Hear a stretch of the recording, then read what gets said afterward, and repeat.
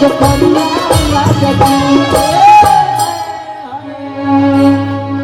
कहाँ की रहने वाली हैं?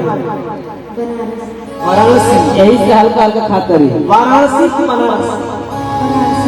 बनारस का बनारसी। वाराणसी। देखिए शब्द को ध्यान दिया। आप कहाँ की रहने वाली हैं? ये कहीं बनारस। जैसे आवाज कैसे हुआ? तो लड़की कहाँ के भी है? तब भैंसा सूरज बोलती है। आप मुस्कान तुम्हारा घर कहाँ है रे?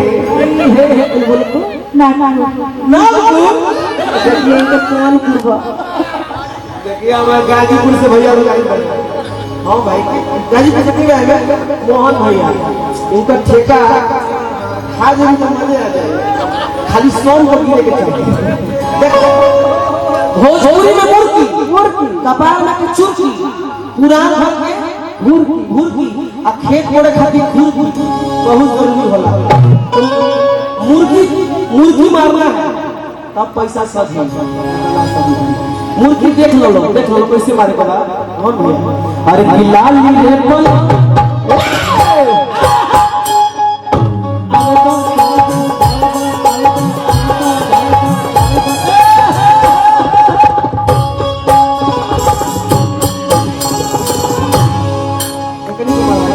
सिखलू हो जा। समझ गए? कुछ करना नहीं है। देखिए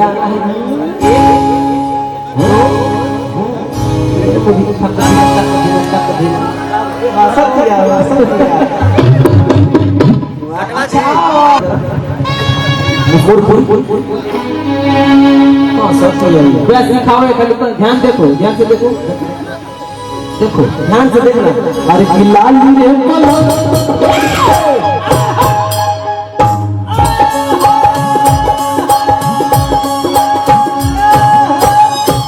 समझ गई?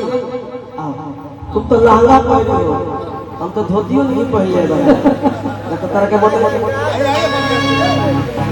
महिमा भैया। अरे बिलाल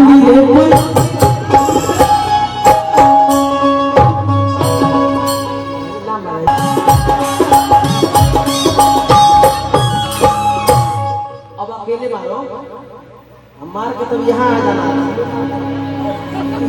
मार के यहाँ ना यहाँ पे हम थोड़ा सा हिला देंगे। अरे बिलाल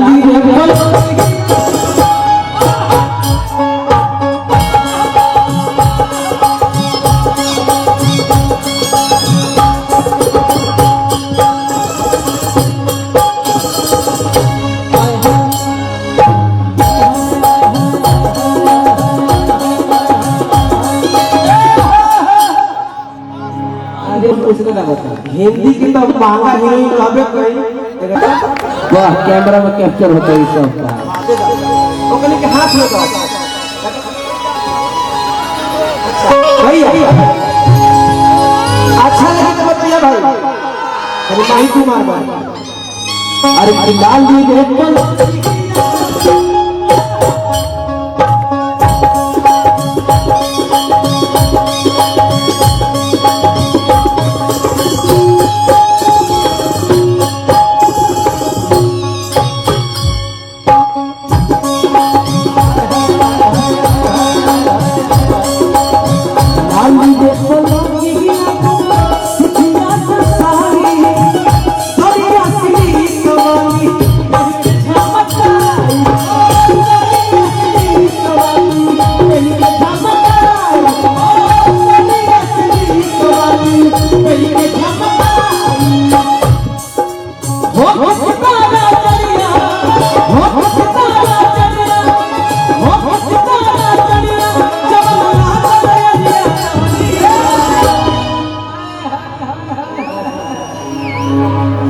सितारा जड़िया जवल लागल अरिया अरिया कुसुमर सरिया राजा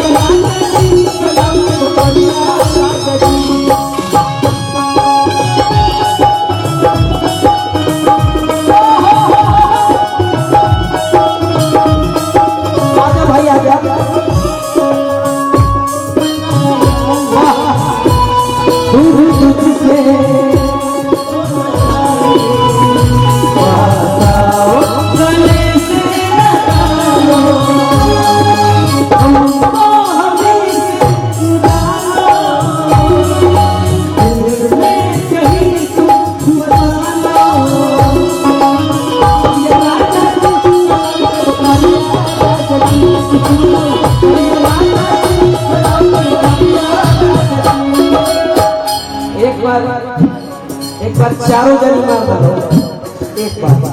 माही जी, छोटी जी, मुस्कान जी, पल्लवी जी, चारों आदमी एक बार सब लोग घूम के मार देगा लगातार।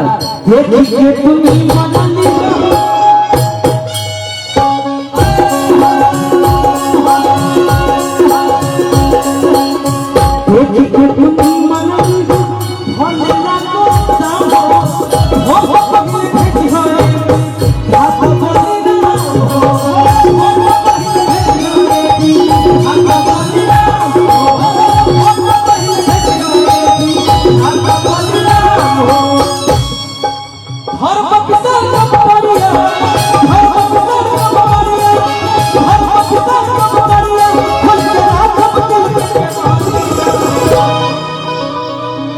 इसको भोजपुरी में धुरिया उड़ा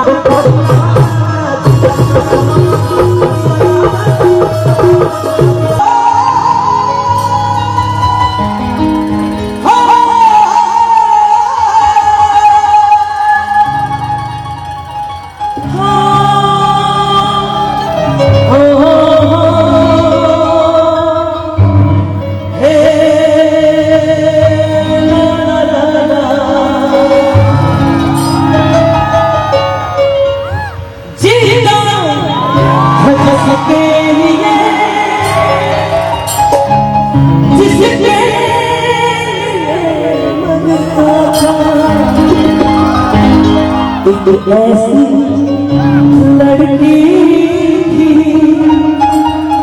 जिसे मैं प्यार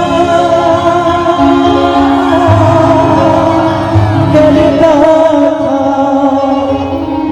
तुझे ना देखूं तो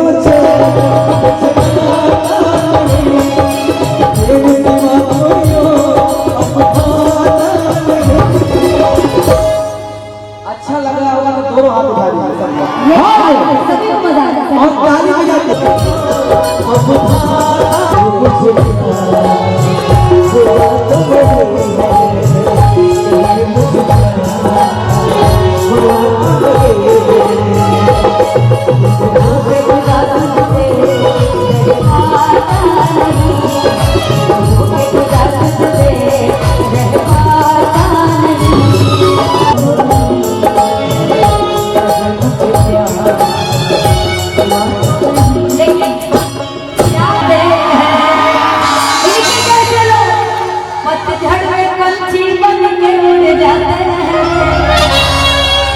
हंसती आंखों